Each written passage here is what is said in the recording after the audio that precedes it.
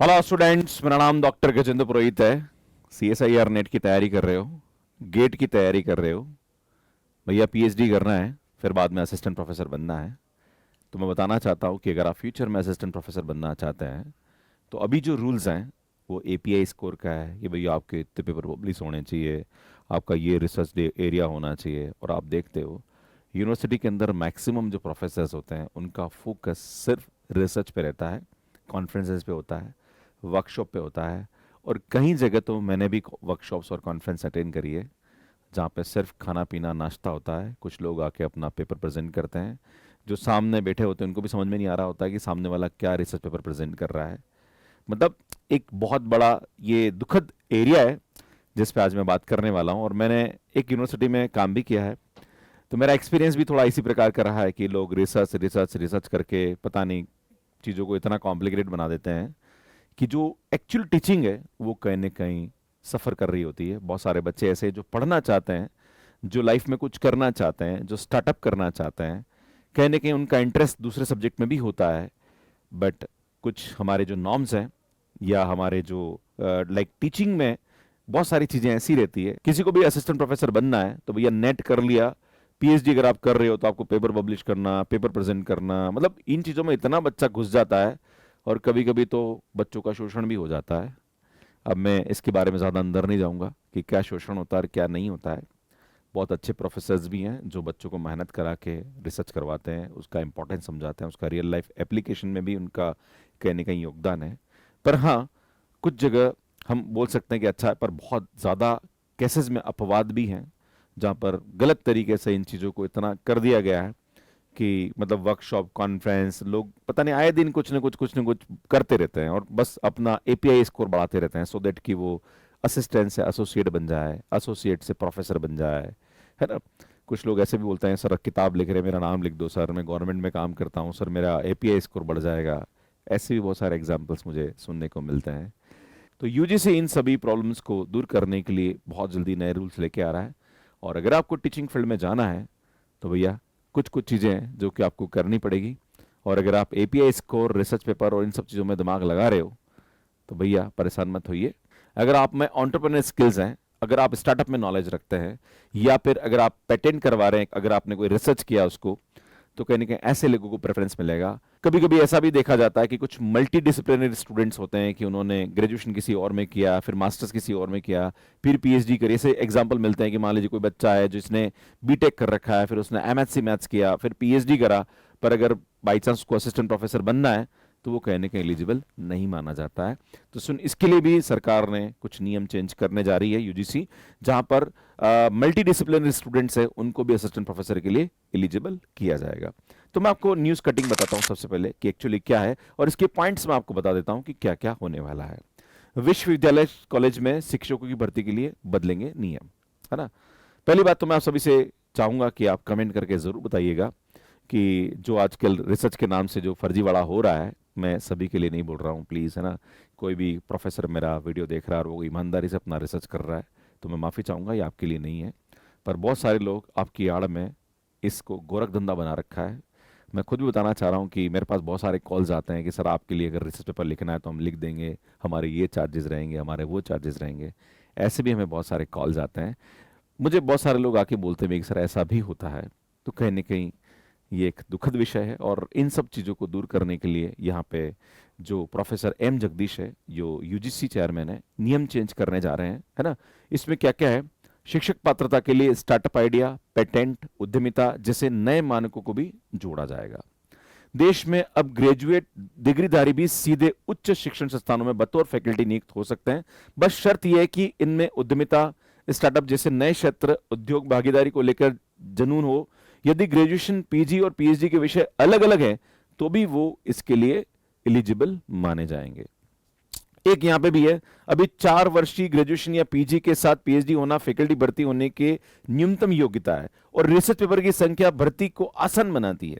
अगर किसी के, जैसे मान लीजिए कोई स्टूडेंट नेट क्लियर है और एक स्टूडेंट ऐसा है जिसने PhD कर रखी है और उसके 15-20 रिसर्च पेपर है, तो बेचारा जिस बच्चे ने नेट क्रैक करी है और इतनी मेहनत से काम किया है, पर कहीं ना कहीं उसको नहीं लिया जाता क्योंकि रिसर्च वाले को प्रेफरेंस दिया जाता है। पर अब ऐसा नहीं है, राइट।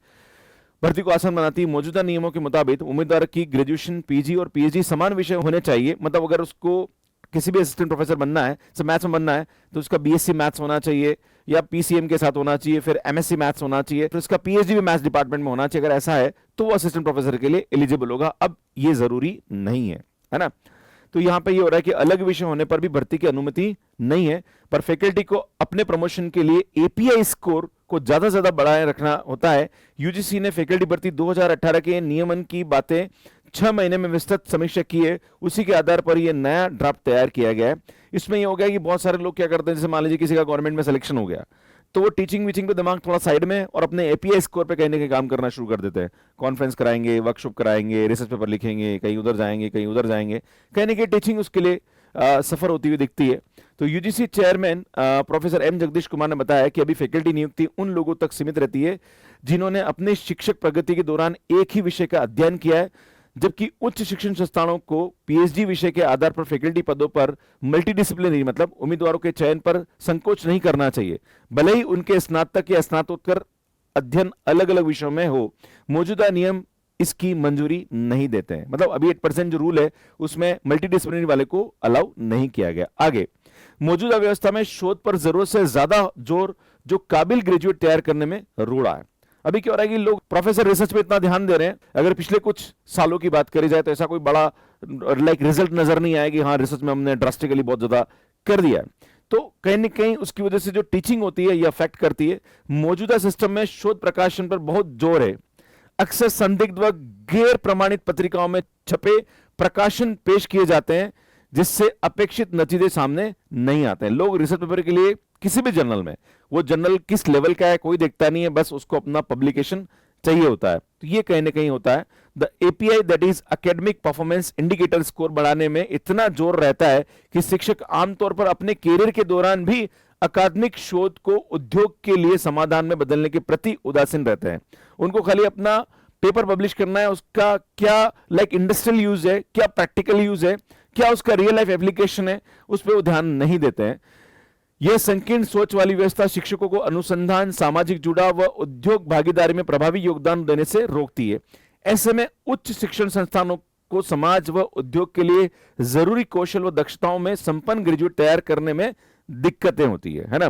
मतलब जो स्टूडेंट्स कहने गई, अगर कोई स्टूडेंट ग्रेजुएशन करा और वहीं अगर प्रोफेसर इन सब चीजों में इन्वॉल्व है और जिसका कोई प्रैक्टिकल आउटपुट नहीं आ रहा है, तो एक तो टीचिंग भी आपकी सफर कर रही है, दूसरा जो भी आप रिसर्च कर रहे हैं उसका प्रैक्टिकल यूज स्टूडेंट्स के लिए कहीं बेनिफिट नहीं कर रहा है।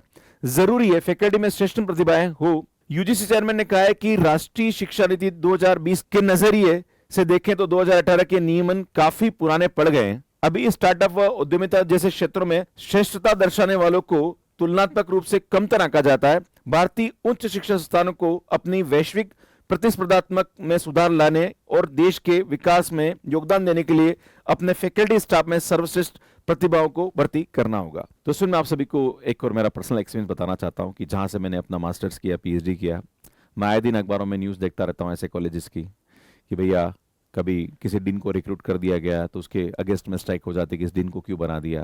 कभी वाइस चांसलर पे होता है, कभी बच्चे स्ट्राइक कर देते हैं। तो कहीं ना कहीं जो टीचिंग है वो अफेक्ट होती है। तो ये जो हायर एजुकेशन फील्ड में जो भी डिसीजंस हो रहे हैं, यूजीसी जो भी नियम लेके आ रही है, बहुत अच्छे रूल्स हैं। और मुझे लगता है कि जो स्टूडेंट्स वाकई में स्टार्टअप करना चाहता है या लाइफ में कुछ एक्स्ट्रा करना चाहता है, कहीं ना कहीं ऐसे बच्चों को प्लेटफॉर्म मिलना चाहिए। जैसे मैं भी अलग अलग जगह जा रहा हूँ, चाहे आईआईटीज़ है, एनआईटीज़ है या फिर टॉप यूनिवर्सिटीज़ हैं, तो वहाँ पे ये सब चीज़ें हो रही है। मुझे दिखता है कि हाँ वहाँ पे कहीं ना कहीं बच्चों को सपोर्ट मिलता है। पर जब खास करके गवर्नमेंट यूनिवर्सिटी की बात करी जाए, जहाँ पर बहुत ज़्यादा जो स्टूडेंट्स हैं वो गवर्नमेंट यूनिवर्सिटी से या गवर्नमेंट कॉलेज से अपना ग्रेजुएशन करते हैं या पोस्ट ग्रेजुएशन करते हैं, वहाँ पे पहली बात तो नंबर ऑफ टीचर्स भी नहीं है और जो प्रोफेसर्स भी हैं वो कहीं ना कहीं रिसर्च में इतना इन्वॉल्व हैं या फिर उनके पास दूसरे ऐसे बहुत सारे काम हैं जिसकी वजह से टीचिंग कहीं ना कहीं अफेक्ट करती है। बहुत सारी एक्टिविटीज नहीं हो पाती है। मुझे ऐसा याद आ रहा है, मैंने भी एमएससी करी है, पीएचडी करी है, पर कहीं ना कहीं ये सब चीज़ें मुझे नज़र नहीं आई है और आज भी नज़र नहीं आती हुई दिखती है। तो ये कहीं ना कहीं एक दुखद विषय है हायर एजुकेशन क्षेत्र में। स्टूडेंट, आप प्लीज़ कमेंट करके मुझे बताइएगा कि वाकई में क्या आपके कॉलेज में भी ऐसा कुछ होता है या नहीं होता है, और क्या आप इससे सहमत हैं कि हाँ कहीं ना कहीं एपीआई स्कोर और रिसर्च फील्ड में ध्यान देने की वजह से एक टीचिंग अफेक्ट होती है, और जो स्टूडेंट्स में जो लाइक कहीं ना कहीं स्टार्टअप और एंटरप्रेन्योर स्किल्स डेवलप करने में एक रोड़ा कहीं ना कहीं काम करती है। और अगर बाई चांस ऐसे प्रोफेसर को नियुक्त किया जाए जो कि कहीं ना कहीं उस फील्ड में महारती हो, उस फील्ड में नॉलेज रखता हो, मैं खुद भी बताना चाह रहा हूँ कि मैंने भी असिस्टेंट प्रोफेसर के इंटरव्यू दिए हैं, और मुझे लगता है आज भी अगर मैं कहीं एसोसिएट प्रोफेसर या कहीं प्रोफेसर के लिए इंटरव्यू देने जाऊंगा तो मुझे हो सकता है ये फेल कर दे कि भैया आपके इतने रिसर्च पेपर नहीं है, आपका इतना अच्छा रिसर्च नहीं है। आप ठीक है, आप अच्छा काम कर रहे हो, पर आपको बताना चाह रहा हूँ भारत के इतने बच्चे मेरे यूट्यूब से पढ़ते हैं, इतने स्टूडेंट्स को मैं एक्सेस करता हूँ आज, इतने और टॉप इंस्टीट्यूट्स में मैं एज ए स्पीकर जा रहा हूँ, पर मुझे पूरा विश्वास है कि अगर मैं किसी भी गवर्नमेंट यूनिवर्सिटी में एज ए अगर मैं टीचिंग पोस्ट के लिए अप्लाई करता हूँ, इन सब पुराने नियमों की वजह से मुझे वहां पे हटा दिया जाएगा that you are not eligible for the assistant professor या एसोसिएट प्रोफेसर या प्रोफेसर। तो सुनिए, कहीं ना कहीं देखने वाली बात है। मैं अपनी बात नहीं कर रहा हूं, मैं चाहता हूं कि जो भी छोटे क्षेत्र के बच्चे हैं जो खास करके अपना बीएससी कर रहे हैं या फिर अपना एमएससी कर रहे हैं, कहीं ना कहीं ऐसे बच्चों पे ध्यान दिया जाना चाहिए, क्योंकि अगर कोई स्टूडेंट बीएससी कर रहा है तो उसके पास प्लेसमेंट्स की इतनी अच्छी अपॉर्चुनिटी तो नहीं होती है, पर हाँ अगर ऐसी फैकल्टीज आती है जो कहीं ना कहीं एक्स्ट्रा इन सभी चीजों पे ध्यान दे, तो मुझे लगता है कि यहाँ पे स्टूडेंट्स के लिए अपॉर्चुनिटीज बढ़ जाएगी। तो ये बहुत ही अच्छा डिसीजन है। मैं आपको थोड़ा सा और बताना चाहता हूँ कि क्या क्या पॉइंट्स यहाँ पे होने वाले हैं जो कि बताया गया है।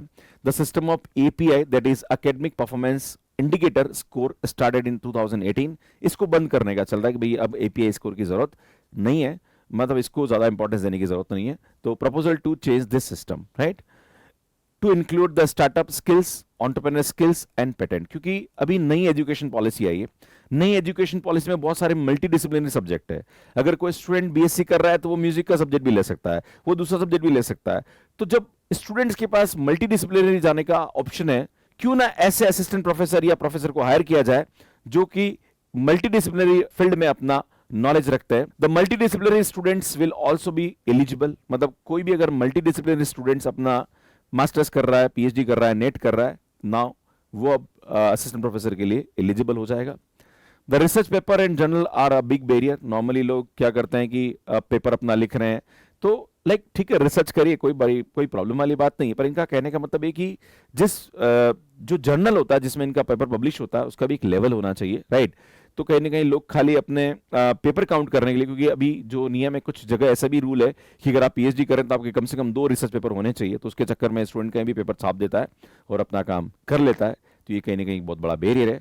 खैर, आप इसके बारे में क्या सोचते हैं, क्या ये सब चीजें चेंज होनी चाहिए? क्योंकि हायर एजुकेशन में मुझे तो लगता है कि बहुत चेंज की जरूरत है। आईआईटीज और एनआईटीज की बात करी जाए या टॉप इंस्टीट्यूट्स की बात करी जाए तो वो कहीं ना कहीं ये सब चीजें मेंटेन कर रहे हैं, पर जो गवर्नमेंट कॉलेज या गवर्नमेंट यूनिवर्सिटी जो छोटे क्षेत्रों में है वहां पे कहीं ना कहीं ये सब चीजें नहीं हो रही है। वहां पे सिर्फ फॉर्मेलिटीज होती है, बच्चे सिर्फ एडमिशन लेते हैं और कहीं ना कहीं क्लासेस नहीं होती है। आए दिन कुछ न कुछ राजनीति का अखाड़ा बन जाता है, कभी स्टूडेंट स्ट्राइक कर देते हैं, कभी फैकल्टी स्ट्राइक कर देती है, कभी नॉन टीचिंग स्टाफ स्ट्राइक कर देता है।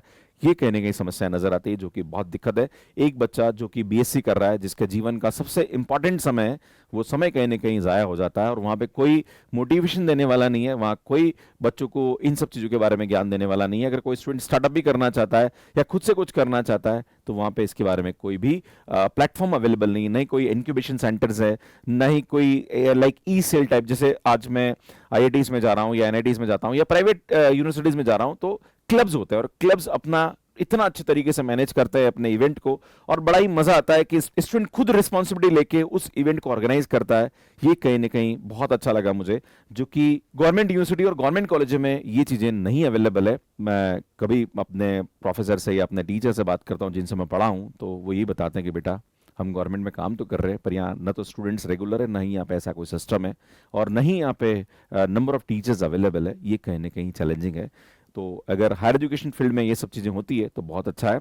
इसमें मैं आप सभी से निवेदन करूंगा कि अगर आप किसी भी इंस्टीट्यूट से अपना मास्टर्स कर रहे हैं या बीएससी कर रहे हैं, प्लीज़ अपना एक्सपीरियंस कमेंट बॉक्स में ज़रूर लिखिएगा, सो दैट कि हो सकता है मैं कुछ पॉइंट कवर नहीं कर पाया हूँ, या हो सकता है कि मेरी बात से कोई स्टूडेंट सहमत ना हो, तो आप अपना एक्सपीरियंस ज़रूर लिखिए सो दैट कि हमें फीडबैक मिले कि वाकई में एक्चुअली हो क्या रहा है। स्टूडेंट, अगर आप नेट एग्जाम की तैयारी हमारे साथ करना चाहते हैं तो दिसंबर 2024 के लिए आपको हमारा कोर्स मिल जाएगा 2499 में, जहां पर live recorded PDF, DPP combat full course, crash course, general aptitude and test series ये सब हम देते हैं। जून 2025 का जो कोर्स है वो 8499 में है। इसी प्रकार से अगर आप आईआईटी से मास्टर्स करना चाहते हैं, एनआईटी से मास्टर्स करना चाह रहे हैं, तो आईआईटी जिम का जो कोर्स है वो जिम 2025 का 3999 मिल जाएगा, जहां पर फुल कोर्स, क्रैश कोर्स ये सब आपको मिलेगा। आईआईटी जिम 2026 का 3999 में आपको कोर्स मिल जाएगा। स्टूडेंट, ये हमारा जनरल एप्टीट्यूड का कोर्स है, सीएसआईआर नेट के लिए होता है, जहाँ पर आपको पूरा वीडियो लेक्चर मिल जाएगा, टेस्ट सीरीज मिल जाएगा। स्टूडेंट, यहाँ पे हमारी जो टेस्ट सीरीज है वो भी अवेलेबल है, इसको आप बाय कर सकते हैं 799 में। स्टूडेंट, क्रैश कोर्स है सीएसआईआर नेट के 1999 में आपको मिल जाएगा। अगर आप चाहते हैं क्वेश्चन प्रैक्टिस करना तो हमारी कॉम्बैट सीरीज भी अवेलेबल है, जो कि 499 में आपको मिल जाएगी। हमारी बुक्स है जो कि अमेजॉन, फ्लिपकार्ट के अलावा मैथ्स के ऐप पे भी आपको मिल जाएगी। हमारा टेलीग्राम है, ज्वाइन कर लीजिए, क्लासेस की अपडेट्स मिलती रहती है। और ये हमारा ऐप है जो कि एंड्रॉइड एंड आईओएस पे अवेलेबल है। कैसे मैथ्स के ऐप पे आप कोर्स ले सकते हैं, इसका वीडियो आप यहाँ जाके देख सकते हैं। स्टूडेंट, बीएससी बीटेक पे मैं काफ़ी सारे और भी वीडियोस डालता रहता हूँ, वो आप यहाँ जाके देख सकते हैं, यहाँ जाके चैनल को सब्सक्राइब कर सकते हैं। धन्यवाद।